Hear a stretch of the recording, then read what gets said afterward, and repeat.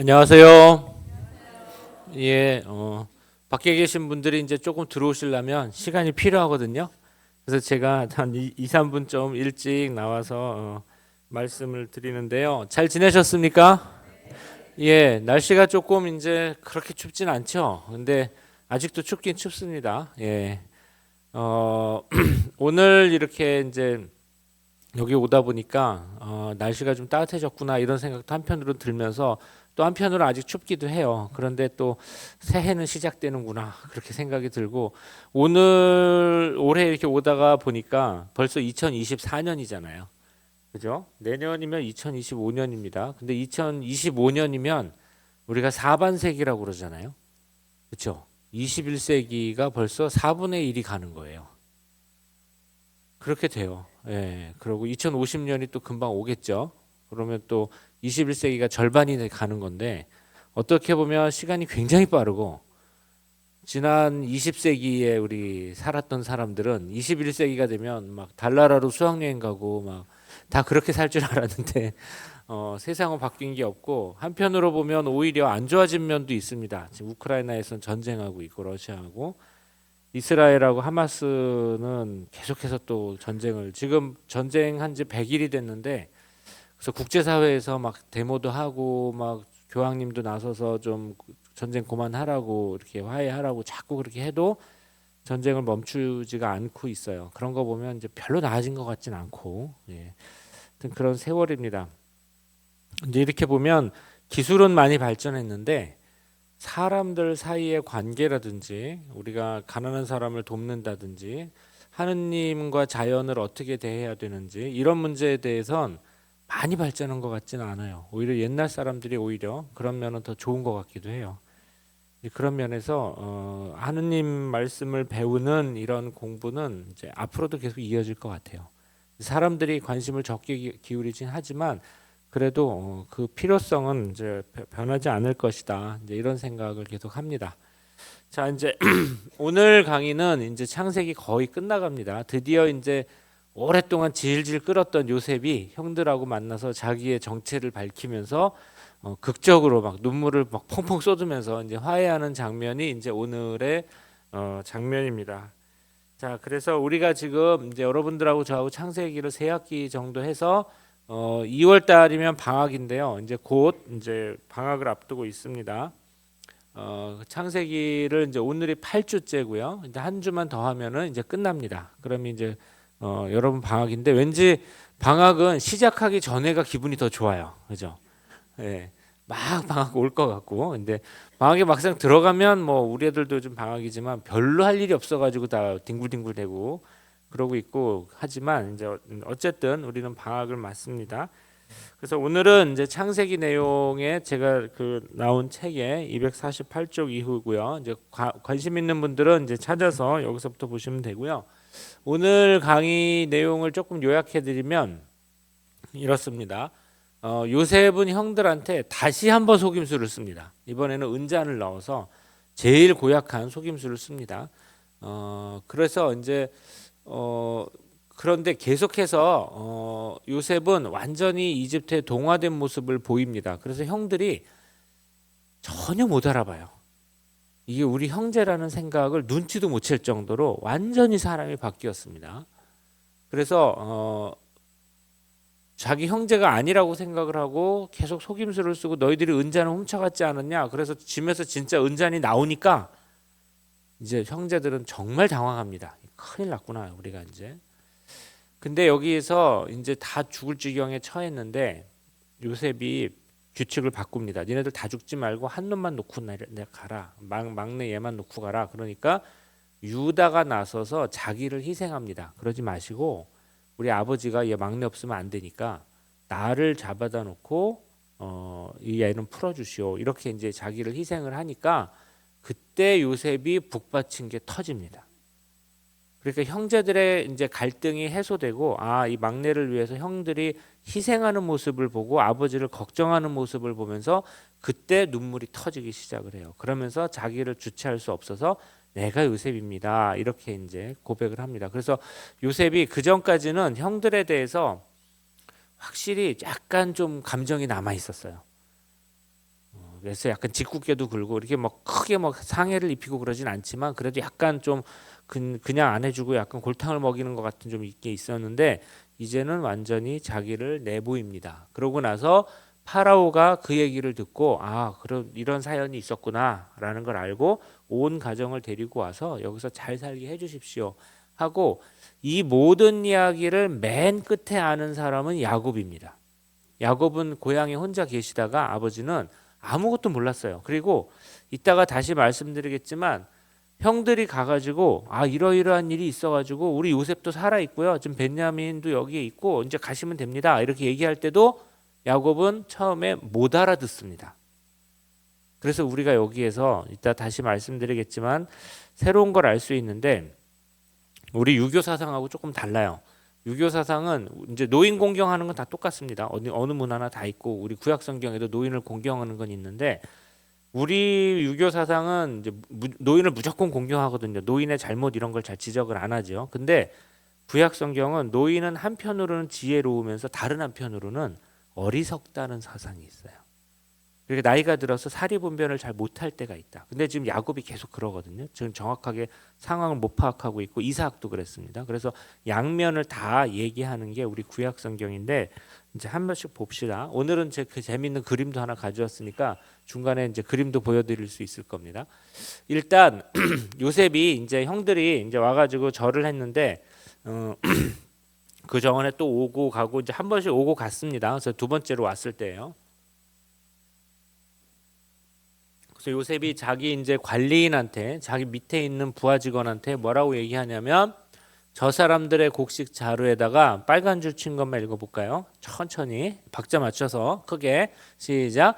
그들이 가져갈 수 있을 만큼 양식을 채워 주어라. 그리고 각자의 돈을 그들의 곡식 자루 부리에 넣는데 막내의 곡식 자루 부리에는 곡식값으로 가져온 그의 돈과 함께 내 은잔을 넣어라. 그러니까 잘 가게 환대해 주어라. 그래서 곡식도 채워주고 돈도 하니까 이 사람들은 어이구 이분이 이제 이집트 관리가 자기 형제 요셉인 건 전혀 모르고 이분이 참 괜찮은 분이네 이렇게 뭐 이렇게 좀 넉넉하시네. 그래가지고 잘 주는 줄 알고 있었는데 거기다 속임수를 하나 쓴 거죠. 막내는 조금 많이 주는데 많이 줄 때 은잔을 하나 채워 넣어라. 그러니까 이게 은잔이 우리가 그때 은잔이 무슨 값이 나가는 건지 뭐 잘 모르겠지만 어쨌든 비싼 물건입니다. 지금도 은잔은 그게 싼 물건은 아니죠. 이때도 마찬가지였습니다. 금이나 은으로 만든 잔은 다 비싼 물건인데 굉장히 비싼 거 하나를 몰래 거기에 곡식에 살짝 끼워놓고 이제 제가 한참 건너뛰었습니다. 점점점 이건 뭐냐면은 이 사람들은 아무것도 모르고 이제 형제들은 어유 이 양반이 그래도 좀 넉넉하게 줘가지고 곡식 이제 고향에 가서 아버지 모시고 오면 되겠다 이렇게 생각하고 가고 있는데 갑자기 잠깐만 섞어라 그래가지고 그 관리인 부하 직원이 나가서 너희들 뭐 훔쳐가지 않았어? 그러니까 아니 저희들은 훔쳐간 게 없는데요. 그러니까 한번 열어보자. 니네 뭐 훔쳐간 것 같아. 그래서 열어보니까 그 은잔이 나온 겁니다. 그래서 은잔이 나오고 나서 이 관리인이 뭐라고 불렀냐면 거기 그 점점점 다음 부분만 읽어보세요. 시작. 너희는 어찌하여 선을 악으로 갚느냐? 이것은 내 주인께서 마실 때 쓰시는 잔이며 점을 치시는 잔이다. 너희는 고약한 짓을 저질렀다. 그래서 왜 선을 악으로 갚느냐? 너희들 우리 주인께서 정말 잘해주시고 이렇게 곡식도 주시고 돈도 주시고 그랬는데 니들 훔쳐가지 않았냐 이거죠. 그러면서 이게 보통 잔이 아니라 우리 주인 요셉이죠. 요셉이 실제로 마시는 잔이면서 동시에 어떤 잔이라고 나와요? 점을 치는, 그러니까 보통 잔이 아니라는 거예요. 그래서 이게 술로 점을 쳤네 이렇게 우리가 이제 생각할 수 있는데 이거를 이제 술점이라고 하는데 영어로 제가 오이노만시라는 이게 되게 복잡한 용어고 사실은 전문가들 외에는 쓸 말이 없는 말인데 오이노만시가 이렇게 술로 점을 치는 게 있었어요. 옛날 이집트에. 그래가지고 이게 술로 점을 치는구나. 근데 이게 이렇게 좀 이게 나중에 문제가 되는데 왜 그러냐면 진짜 요셉이 점을 쳤나? 그럼 요셉은 하느님 점치지 말라고 그랬는데 우리가 율법에 이 사람 점을 친 건가? 근데 점을 쳤다는 말은 안 나와요. 뒤에 한 번 더 나오는데. 근데 점친 것 같기는 해요. 왜냐하면 이집트의 관리였고 요셉은 꿈도 잘 맞추고 이게 뭔가 잘 아는 사람이거든요. 그래서 점도 쳤을 것 같긴 합니다. 어쨌든 이 잔은 보통 은잔만 해도 비싼 물건인데 그것도 요셉이 늘 마시는 은잔이면 더 귀중한 물건이죠. 근데 거기다가 점을 치는 잔이니까 이건 3배로 귀중한 잔이다. 그러니까 너희들 이제 큰일 났다. 그러면서 돌아가라. 너 이제 가던 길 멈추고 돌아가라. 이렇게 얘기하는데 여기에서 유다가 나서서 뭐라고 그러냐면 아이고 우리가 이거 지은 죄가 아닙니다. 우리도 모르고 이렇게 된 것 같은데 죄송합니다라고 하면서 여기는 일단 안 됩니다. 우리는 안 훔쳐갔습니다. 우리한테서 만약에 그게 나오면 큰일입니다. 그래서 뭐라고 그래요? 죽어 마땅합니다. 그래요. 우리는 훔쳐가지 않았습니다. 그리고 나서 만일 그것이 발견되면은 그 발견된 사람은 큰 죽어도 마땅하고 나머지 형제들도 전부 종이 되겠습니다. 우리가 전부 노예가 되겠습니다. 그래서 그 관리가 뭐라고 그러냐면 그렇다면 좋다. 너의 말대로 하자. 거기 나온 사람은 나의 종이 된다. 그런데 나머지는 자유롭게 가라. 이렇게 해가지고 이제 뒤지기 시작하거든요. 첫째서부터 뒤지기 시작하는데 어디에서 나와요? 막내 벤야민의 자루에서 나오고 맙니다. 당연하죠. 거기다 넣어놨으니까. 이 사람 다 알고 하는 거예요 지금. 형제들만 모르고 이 사람은 다 알아요. 내가 넣어놨는데 당연히 알지. 그래서 거기에서 나왔습니다. 그러니까 그들은 형제들은 옷을 찢고 이렇게 이제 막 슬퍼할 때 우리나라는 어떻게 해요? 막 대성통곡을 하죠. 근데 이쪽 사람들은 자기 옷을 찢어요. 근데 옷을 어떻게 찢냐면 막 이렇게도 찢고 있는 것도 찢고 이렇게 하도 옷을 이렇게 북북 찢으면서 옵니다. 그런 게 이제 문화적으로 좀 다른 거죠. 그리고 재를 이렇게 머리에 뒤집어 쓰는 것도 슬픔의 표현이에요. 이렇게 그 뭐 문화적으로 다른 거니까 옷을 찢고 이제 어디로 가요? 되돌아갔습니다. 그러니까 아버지의 집으로 이렇게 가나안 쪽으로 가다가 요셉이 속임수를 한번 쓴 거죠. 그러면서 이제 그 모든 상황을 사실은 요셉이 주도합니다. 그러면서 이제 돌아오니까 유다하고 그의 형제들이 돌아왔습니다. 그래가지고 요셉의 집에 이르러서 보니까 이제 자기들이 굉장히 잘못한 걸 이제 알거든요. 자기들이 이제 보통 잘못한 게 아니고 그 사람이 맨날 마시는 잔이자 점을 치는 잔을 가지고 갔으니까 이제 큰일이 났죠. 그러니까 그들이 그들 앞에서 땅에 엎드렸다 그러는데 이거는 그냥 만날 때도 엎드리지만 이번에는 큰 잘못을 했으니까 더 땅에 엎드렸겠죠. 그래서 요셉이 꿈을 꾼 게 형들이 자기 곡식단에 절을 하고 별을 보고 절을 하고 한 게 여러 번 이루어집니다. 지금 형들은 요셉을 만날 때마다 계속 절을 할 수밖에 없거든요. 여러 가지 이유로 절을 할 수밖에 없습니다. 그래서 그 꿈이 또 한 번 이루어지는구나 하는 걸 알 수 있고요. 요셉이 이렇게 말합니다. 너희들은 이거 모르고 그랬냐? 너희들은 어찌하여 이런 일을 저질렀느냐? 나 같은 사람이 점치는 줄을 알지 못했느냐? 이 말도 참 묘해요. 점을 쳤다는 말은 아닌데 점을 친 것 같기는 합니다. 그래서 나중에 이게 학자들이 이거 갖고 많이 이제 매달립니다. 실제로 요셉은 점을 쳤을까 안 쳤을까 하는데 저는 친 것 같아요. 왜냐하면 요셉은 모세하고 요셉이 다른 점이에요. 모세는 이집트가 싫어서 나간 사람입니다. 근데 요셉은 살려고 이집트에 들어간 사람이에요. 근데 잘 생각해 보세요. 우리가 이제 창세기가 끝나고 탈출기가 시작하면은 요셉 이야기가 끝나고 모세 이야기가 나오잖아요. 모세는 이집트에서 태어난 사람입니다. 그러니까 이집트어를 모국어로 썼을 거예요. 하지만 자기 이집트가 싫어서 하느님의 명을 받고 이집트에서 나간 사람입니다. 근데 요셉은 가나안에서 태어난 사람이에요.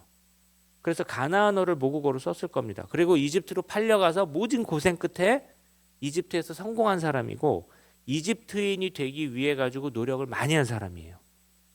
그런데 우리 신앙은 이런 면에서 참 하느님이 묘한 분이세요. 이집트로 가라고 한 것도 하느님이시고 이집트에서 나와라고 하신 분도 하느님이십니다. 그러니까 무조건 이집트에서 나와야 된다. 우리가 세상과 다르게 살아야 된다. 이집트 땅에서 살 수 없다. 무조건 그렇게만 한 건 아니에요. 필요하다면 세상으로 들어갈 줄도 알아야 됩니다. 세상에서 필요한 것도 해야 됩니다. 그런데 아무리 세상에서 자리 잡고 잘 살고 있다고 하더라도 하느님께서 나와라. 그러면 또 나가야 되는 거예요. 중요한 건 하느님입니다. 우리 인간의 눈으로는 하느님이 변덕스러워 보일 수도 있어요. 이분이 언제는 이집트로 들어가라고 그랬다가 언제는 나오라고 그랬다가 막 뭐라고 하실 수도 있지만 하느님의 눈으로 보면은 이게 들어갈 때가 되면은 들어가야 되고요. 또 나올 때가 되면은 나와야 되는 겁니다. 그걸 우리가 이제 잘 식별하면서 살 수 있어야 되는데 우리 인생에서도 어떤 때는 들어가서 여기에 들어가서 움직이는 게 더 나은 선택 같고 또 거기서 자리 잡고 살았지만 언젠가는 또 때가 되면 나와야 되거든요. 이런 거 잘 식별하고 살기가 어렵죠, 사실은. 그런데 이제 하느님의 눈으로 보면 잘 보일 겁니다. 그래서 이제 요셉하고 이제 모세 이야기에서 모세는 이집트 왕실에서 자라서 이집트 관습이라든지 이런 걸 요셉보다 어찌 보면 더 잘 알았을 겁니다. 요셉은 아무래도 중간 관리자까지 높은 자리에까지 간 거지만 모세는 왕실 그 자체에서 자라났잖아요. 왕자로. 그런데도 모세는 나왔습니다. 근데 요셉은 들어가서 아마 이집트 관리가 하는 점 같은 거를 쳤을 것 같아요.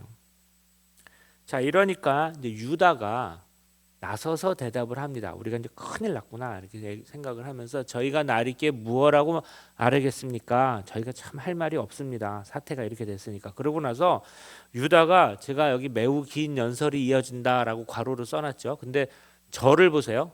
위에 16절인데 이제 33절까지 넘어가잖아요. 17절 정도를 유다가 아주 길게 이야기합니다.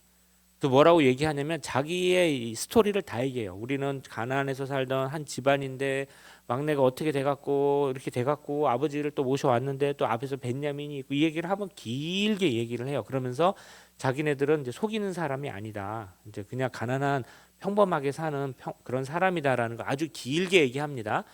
그리고 나서 유다가 우리 아버지가 말년에 막내를 얻으셨는데 벤야민이라는 애를 요셉이라는 애를 그렇게 사랑하시다가 얘는 죽어버렸고 죽었다고 잘못 알고 있는 거죠. 그 다음에 이제 벤야민이라고 얻었는데 얘를 엄청나게 사랑하시는데 여기가 안 가면 안 됩니다. 그러니까 제가 남고 이 아이는 가게 해주십시오. 이렇게 이야기를 합니다. 그러니까 그 전에 요셉이 뭐라고 그랬냐면 벤야민만 남고 나머지는 가라 이렇게 얘기했거든요. 제가 너무 길어서 그 얘기는 건너뛰었는데 유다가 나서서 아니 벤야민만 남고 형들만 가면은 아버님이 너무너무 슬퍼하십니다.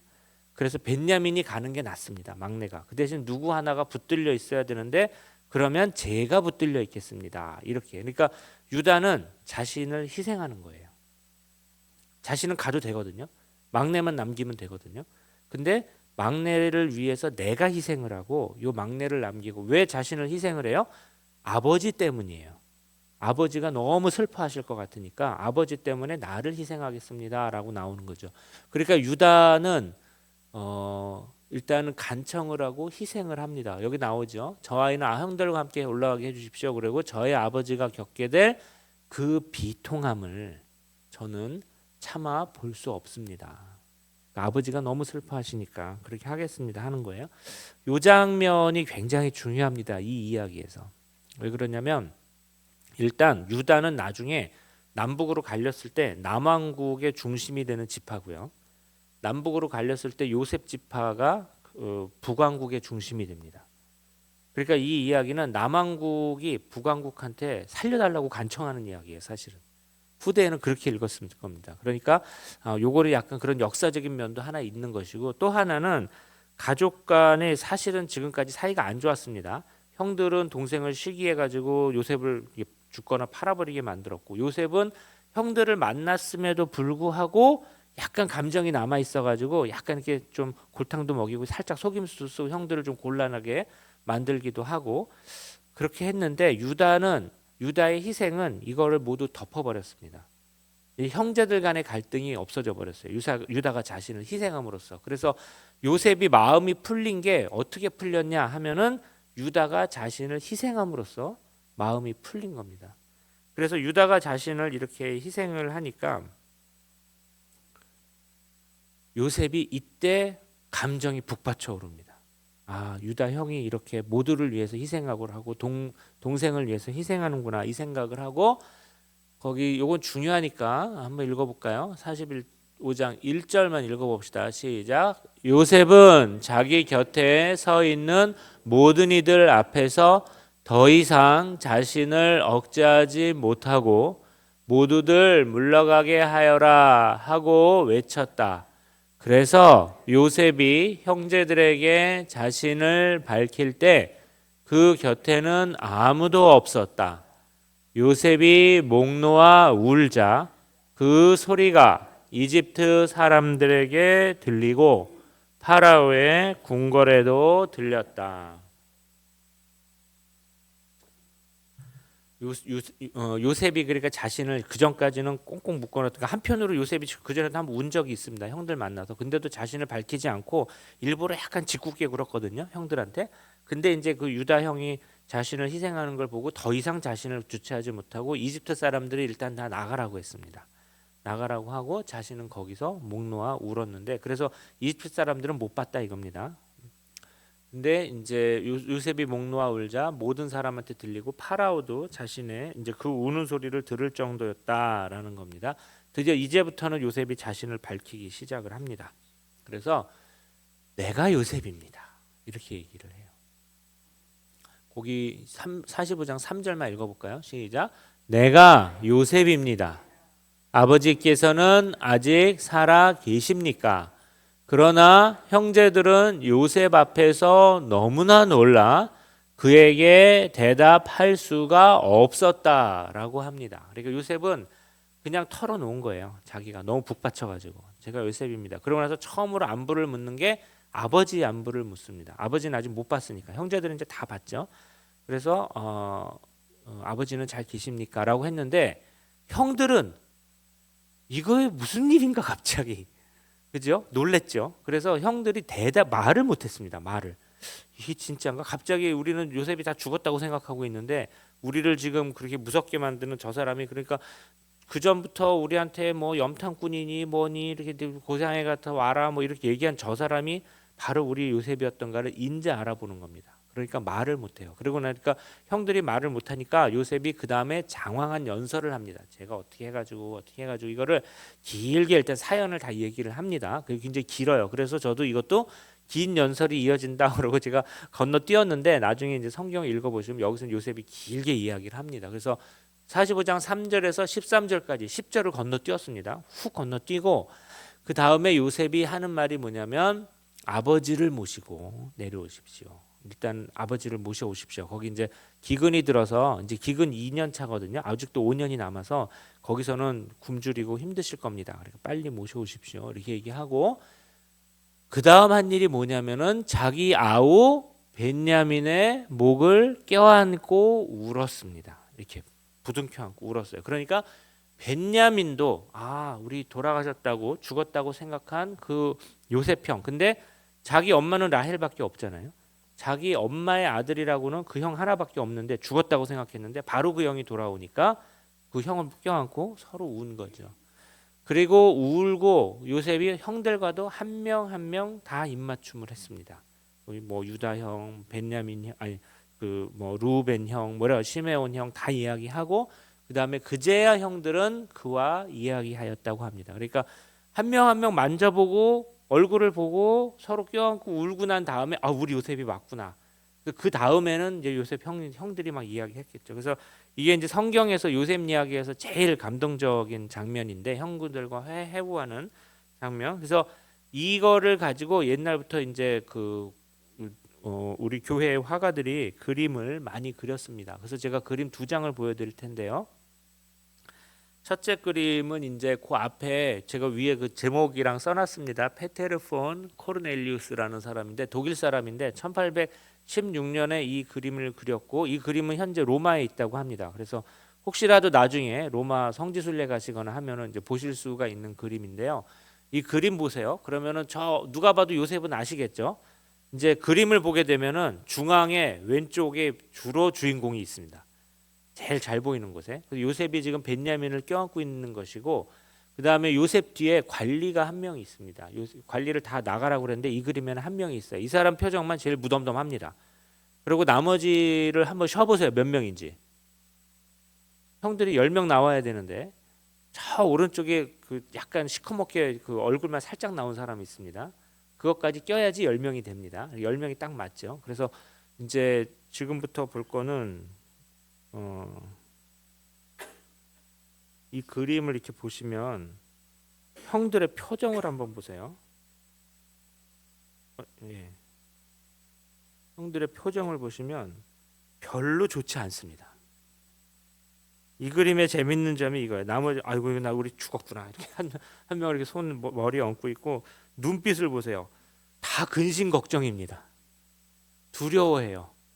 이게 그래서 여기에 형들의 표정을 어떻게 그리느냐 이거 이제 화가들마다 다 다른데 이 화가는 형들이 지금 걱정과 두려움, 의심이 더 많은 거예요. 진짜야? 우리 한 명 그러니까 진짜 우리 요셉 맞아? 저 사람이?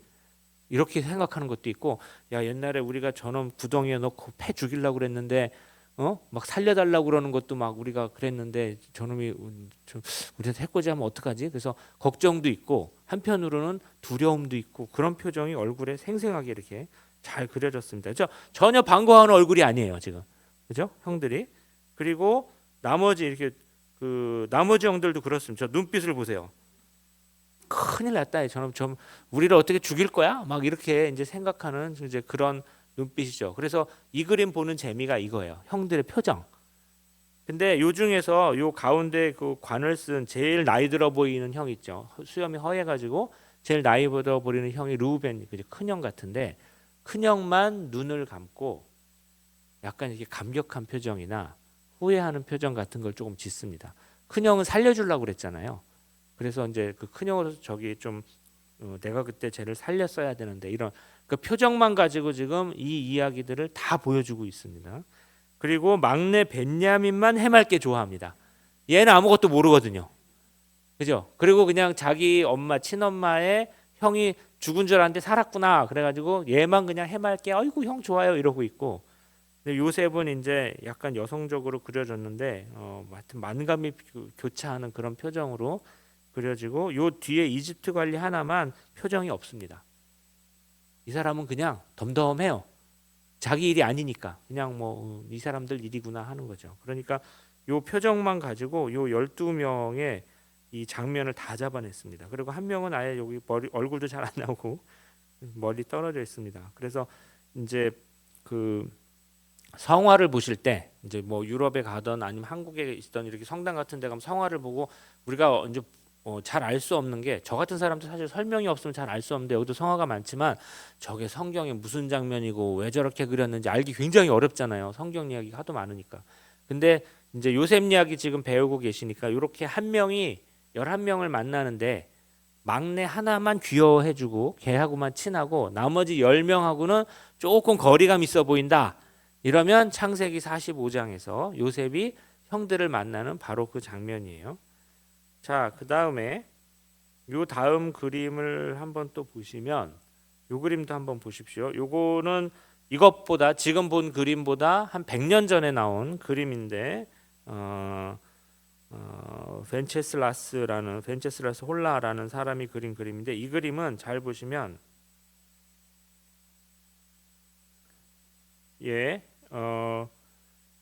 여기 한 명하고 10명이 따로 놉니다.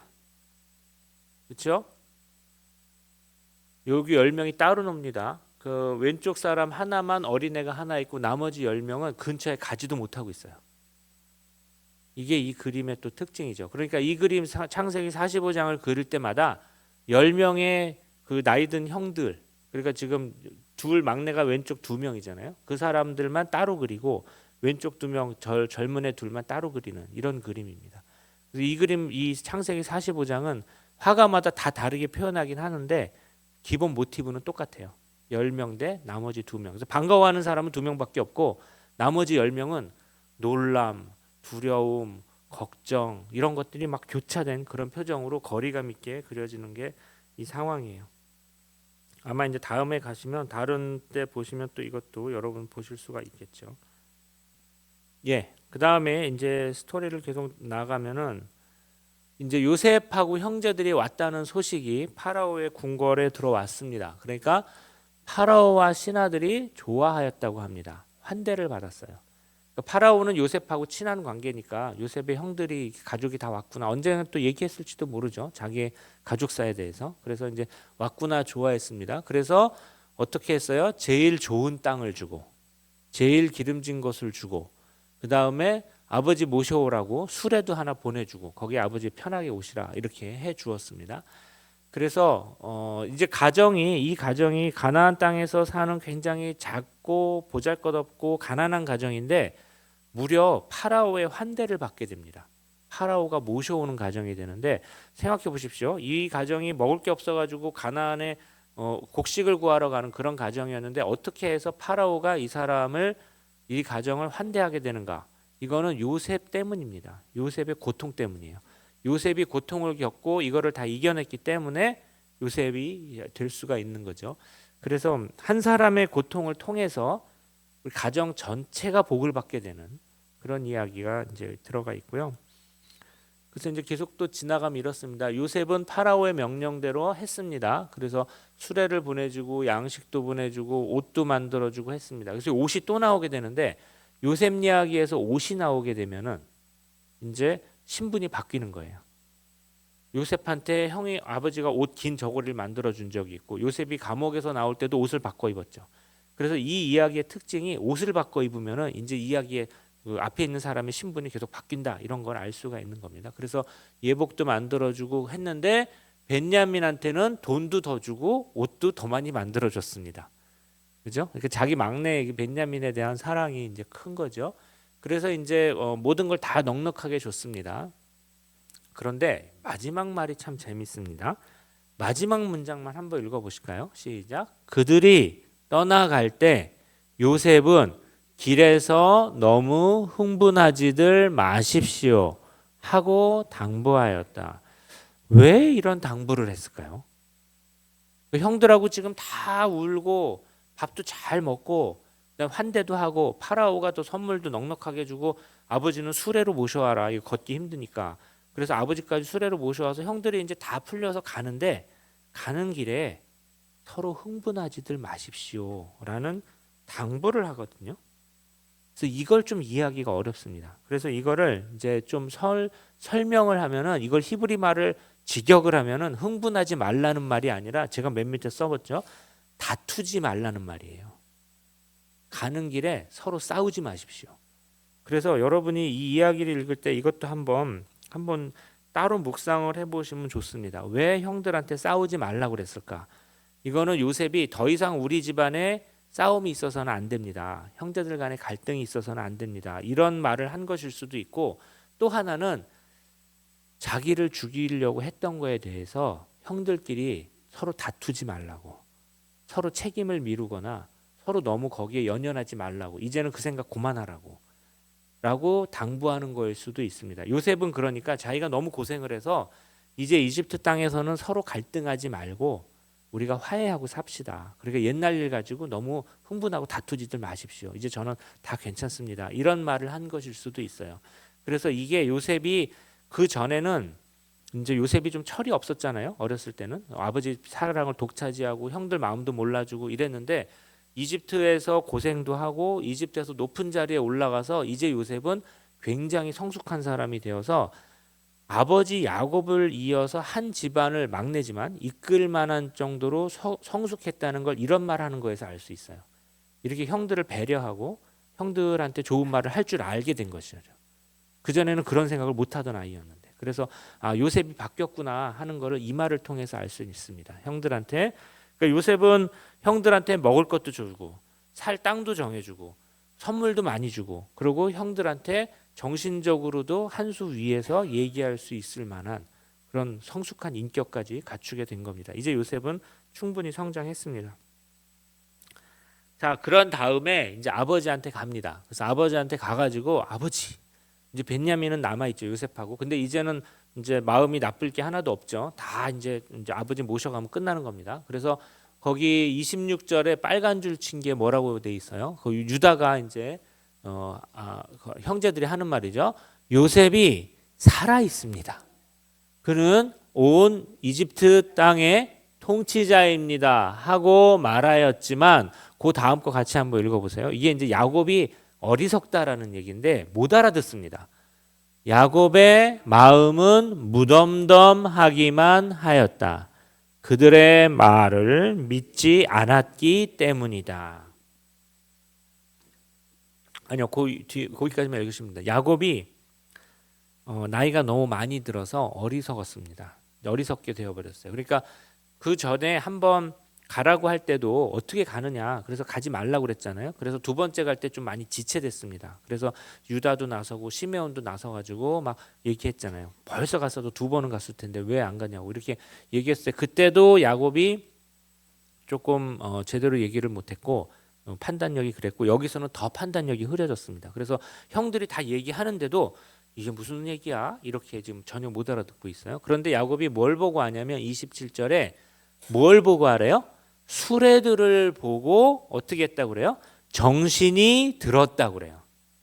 그러니까 그 전에 아들들이 말을 할 때는 잘 무슨 말이야? 이게 막 이렇게 하시다가 노인네가 그 수레를 보고 진짜 파라오가 이거를 다 보내줬네. 이 수레가 파라오가 보낸 수레니까 좀 좋을 거 아니에요? 근데 여기에 타고 가시라고 하니까 그때서야 모든 걸 알아들었습니다. 정신이 들었다고 합니다. 그래서 이제 이게 세월이 많이 지났으니까 요셉은 막내이고 어린아이에서 이제 온 집안을 다 일으키고 이집트를 다 통치할 정도의 높은 사람이 되어서 경제적으로나 어떤 실력으로나 정신적으로나 인격적으로나 많이 성장한 사람이 되었고 아버지 야곱은 그동안 세월이 지났으니까 이제 쇠약해져 가지고 옆에서 아들들의 말도 이제 잘 못 알아들을 정도로 이제 쇠약해진 겁니다. 그러니까 그렇게 세월이 지난 거를 우리가 이런 이야기를 통해서 알 수가 있습니다. 그래서 처음에 말씀드렸지만 우리 이제 유교 사상하고 어떤 면에선 같고 어떤 면에선 틀린 면이 있는데 노인을 공경하고 노인의 지혜를 공경하는 면은 다 똑같습니다. 그런데 성경에서는 어떤 면도 나오냐면은 노인이 어리석다는 것도 나옵니다. 그래서 양면이 다 나오는 거예요. 사실은 이제 우리 유교에서는 좀 그런 건 안 나오죠. 자, 그래서 이제 오늘을 마무리를 두 가지 정도로 하면 이랬습니다. 이제 가정의 모든 갈등과 문제가 해결되었습니다. 가정이 형제들 간의 반목도 해결되었고 형들하고 막내였던 요셉까지 충분히 자라서 한 집안을 이끌 수 있을 정도가 되었습니다. 그리고 이제 이 가정은 이제 이집트로 정착합니다. 이집트에서 백성이 불어날 것인데 지금까지 나온 이야기 중에 그러니까 야곱이 두 번, 정확히 말해서 세 번 탈출을 하게 되는데 한 번은 형 에사우를 속여가지고 자기 집에서 아람 땅으로 한번 탈출을 하고 그다음에 아람 땅에서 라반하고 갈등을 일으켜가지고 또 한 번 탈출을 하고 그다음에 이제 가나안 땅에서 이집트 땅으로 가게 되는데 여기서 이제 12아들들이 12지파가 되는 게 이스라엘 백성이잖아요. 근데 이 12지파하고 12아들들의 이야기를 보게 되면 좀 병행하는 비슷한 면이 있습니다. 그게 뭐냐면 희한하게도 이스라엘의 12아들인데 12아들의 출생지는 이스라엘 땅이 아닙니다. 전부 어디서 났냐면 라반의 집에서 났거든요. 거기서 부인 4명도 얻고 거기서 12아들이 되어가지고 거기서 이 가정을 이끌고 이제 여기서 못 살겠다 그래가지고 양떼를 나누고 뭐 검은색 양, 흰색 양 막 이래가지고 부인들하고 나와서 도망간 게 이제 그 야곱의 이야기죠. 그러니까 이스라엘 12아들들의 출생지는 가나안 땅이 아닙니다. 전부 아람 땅에서 나서 가나안으로 왔어요. 그래서 라반이 처음에는 호의를 베풀었죠. 와서 잘해라 이러다가 조금씩 속이다가 나중에는 아들들하고 막 갈등이 일어나고 그래가지고 이제 거기서 도망가게 되는 얘기인데 탈출기 이야기도 비슷합니다. 이집트 사람들이 12지파가 12아들이 백성으로 불어난 곳은 어디냐면 이집트 땅입니다. 근데 이집트 땅에서도 처음에 파라오가 호의로 막 수레도 보내주고 정착해라 이러다가 탈출기로 가면 이제 파라오가 바뀌어가지고 이제 안 좋은 파라오가 나오죠. 그래서 막 속임수수죠. 10가지 재앙할 때도 막 거짓말하고 막 보내준다고 그랬다가 안 보내준다고 그랬다가 막 하느님하고 거역하고 이럽니다. 그래서 결국 탈출을 하게 되거든요. 그러니까 이게 이제 우리 민족하고 좀 다른 점인데 우리 민족은 어쨌든 뭐 고생은 많이 하고 외적이 쳐들어오고 식민지도 겪고 했지만 한반도 땅에서 계속 살았습니다. 우리는 이 땅을 계속 지키고 살긴 했죠. 근데 이스라엘 사람들은 어떻게 보면 고향이 없어요. 12아들 태어난 것도 외국 땅이고 백성으로 불어난 것도 이집트고 계속 돌아다니는 민족이에요. 우리하고 참 다르죠. 이러면은 우리는 집 떠나면 고생인데 이 사람들은 원래 우리는 다른 나라에서 태어나갖고 다른 나라로 계속 옮겨 다니는 그런 백성입니다. 그러니까 한 민족하고 이스라엘 사람들하고 공통점도 많죠. 되게 지독하고 머리도 똑똑하고 이런 건 있는데 또 이런 면에서는 굉장히 다른 민족입니다. 그래서 성경을 보실 때 이런 이렇게 병행하는 점 이런 거 우리가 같이 보면은 재밌을 겁니다. 자, 요거는 건너뛰고요. 그다음에 오늘 강의는 여기까지 하고요. 이제 다음이 마지막 회입니다. 마지막 회는 제가 이제 가정이 이집트에서 번성하는 이야기를 말씀드리고, 그다음에 이제 창세기 전체 우리가 세 학기 동안 봤는데 오랫동안 봤잖아요. 그래서 창세기를 조금 정리하는 말씀도 함께 드리고, 그러고 모두 마치도록 하겠습니다. 다음 주까지 모두 이제 오늘도 굉장히 많이 오셨는데 잘 참석해 주시고, 그리고 이제 모두 2월 달 방학 잘 맞으시길 이제 기원하겠습니다. 날씨 아직 추우니까 이제 집으로 가실 때 좀 주의해서 잘 가시고 다음 주에 뵙겠습니다. 감사합니다.